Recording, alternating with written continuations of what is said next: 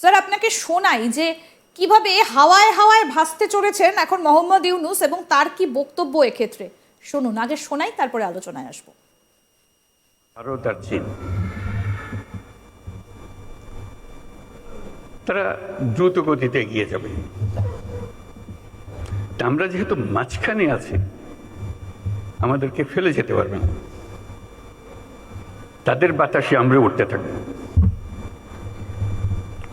সেই থেকেই আমার বদ্ধমূল ধারণা বাংলাদেশের ভবিষ্যৎ অতি চমৎকার, তার অবস্থানের কারণে।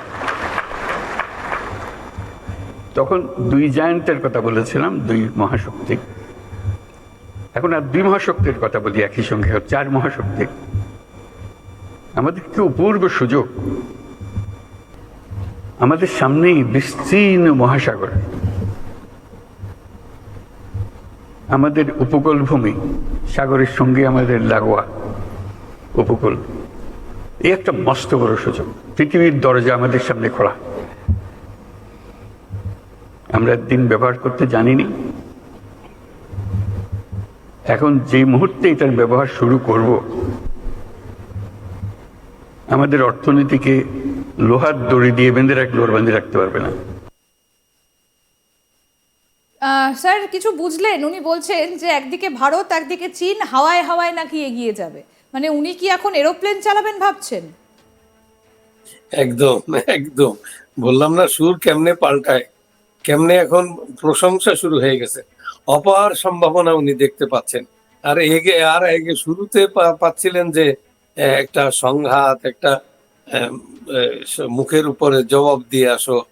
বিডিআর কে বলছে এখন আর ওই আলোচনা না, এখন ওরা যে ভাষায় কথা বলবে সেই ভাষায় কথা বলতে হবে। স্বরাষ্ট্রমন্ত্রীর ভাষণ, সেটা তো আমরা ভুলে যাইনি। তো হ্যাঁ, এরকম পরিস্থিতির কারণে সুর তো পাল্টাবেই। তো দেখা যাক এরপরে কি হয়। তবে এর চাইতে আজকে যে ওনার ভাষায় যা শুনতে পাচ্ছি, আরো আগামীতে আরো সুন্দর সুন্দর খবর আসবে বাংলার মানুষের জন্য, এটা আমার বিশ্বাস।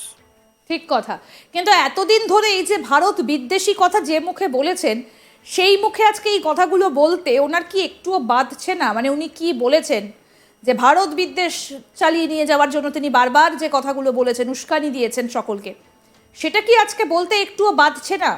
নাকি নিজের পিঠ বাঁচাতে এতটাই কথা বলে ফেলছেন? মানে পাগল, এটা তো অদ্ভুত একটা কথা যে একদিকে চীন একদিকে ভারত তারা উন্নতি করবে, সে হাওয়ায় হাওয়ায় নাকি বাংলাদেশ ভেসে যাবে, তাদেরকে বাদ দিয়ে কিছু করতে পারবে। এটা কি একটা অদ্ভুত শোনাচ্ছে না একজন নোবেল বিজয়ী তার মুখে?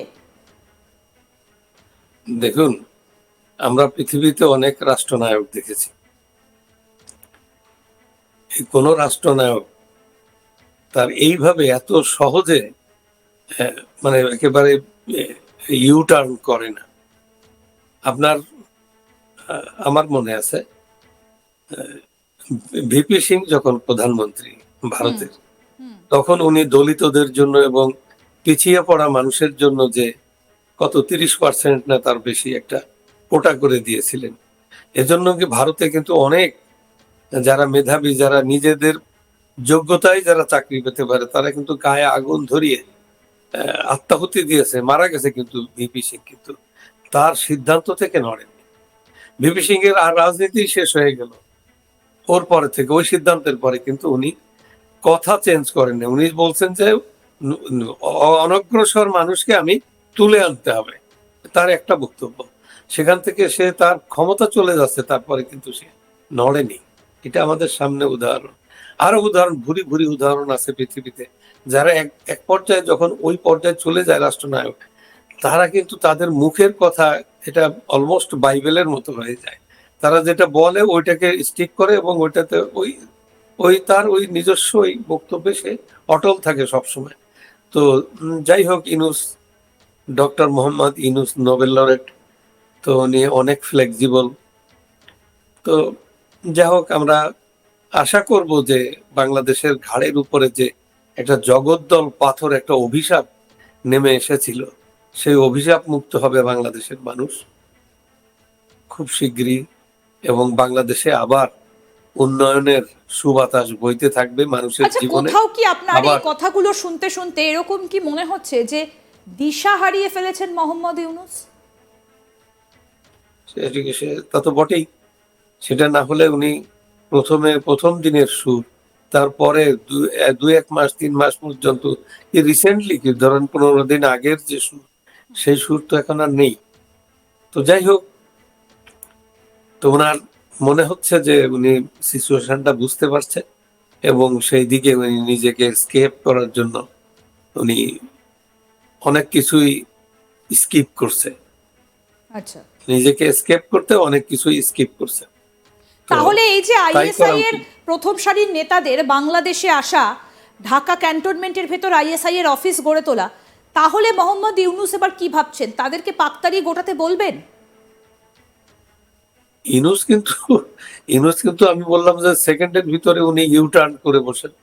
তো উনি সবার সাথে ইউটার্ন করছে, ওই জামাতের সাথে ইউটার্ন করছে, ওখানে বিএনপির সাথে সবার সাথে। আপনি বাংলাদেশের কারো দিকে আর সে ফিরে তাকাবে না। সে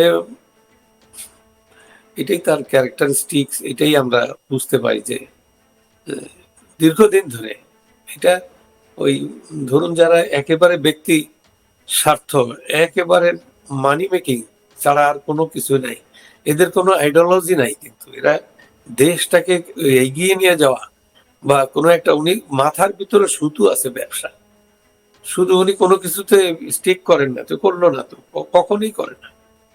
তো এইসব লোকরেই কিন্তু ওই বহির্বিশ্বে একটা মানে টুল, এটার টুল হিসেবে কাজ করে, যার জন্য ওনাকে নোবেল প্রাইজ দেওয়া হয়েছে। এটা প্রমাণ হয়ে গেছে। আপনি একজন নোবেল লরেটকেও আপনি পাবেন না, একজন আছে সে জেলখানায় আছে, আর কোন নোবেল লরেট নাই যে উনি যে পর্যায়ে নামছেন হ্যাঁ, এই পর্যায়ে পৃথিবীতে কোন নোবেল লরেট এই পর্যায়ে এত নিচে নেমে গেছে ব্যক্তি স্বার্থে, নিজের ব্যবসা বাণিজ্যের জন্য, নিজের সুবিধার জন্য, সবকিছু তার নিজের। তো যাই হোক, এটাকে আমরা মনে করি যে একটা দুঃশাসন, একটা জগদ্দল পাথর, একটা অভিশাপ বাংলাদেশের মানুষের জন্য। আমি আবারও বলছি, তো এই অভিশাপ মুক্ত হবে বাংলার মানুষ। এই যে যে উনি, ভারত আমরা বাংলাদেশের, শুনলাম তার বক্তব্য, এই যে উনি একটা বিজনেস বা বাণিজ্যের বার্তা দিচ্ছেন যে আমাদের জিনিসপত্র সেভেন সিস্টার্সে যাবে, ভারতের পূর্বাঞ্চলের দিকে যাবে, ভারত থেকে এখানে আসবে, নেপালে যাবে, ভুটানে যাবে। এই মুহূর্তে দাঁড়িয়ে আমি জানতে চাইবো যে বাংলাদেশ থেকে তো সব বড় বড় কোম্পানিগুলো, জারার মতো যে সমস্ত বড় বড় কোম্পানিগুলো ছিল, তারা তো তাদের ব্যবসা বাণিজ্য কুটিয়েই ফেলেছে। সেখানে পরিবেশ নেই বলে আর এই মুহূর্তে নতুন কেউ ইনভেস্ট করছে না। তাদেরকেও কি একটা বার্তা দেওয়ার চেষ্টা করছেন মোহাম্মদ ইউনূস? বাণিজ্য ফেরাতে, ব্যবসা ফেরানোর জন্য কোনো উদ্যোগ কি তিনি নিচ্ছেন এবার? কারণ আমেরিকার সমস্ত উনি অনুদান এখন তো বন্ধ হয়ে গেল। উনি এখন ভালো ভালো কথা বলছেন। যে কাজগুলো উনি করছেন, উনার যে খারাপ কাজগুলো, ওনার কারণে আপনার এক্সপোর্ট ইম্পোর্ট বন্ধ হয়ে গেছে।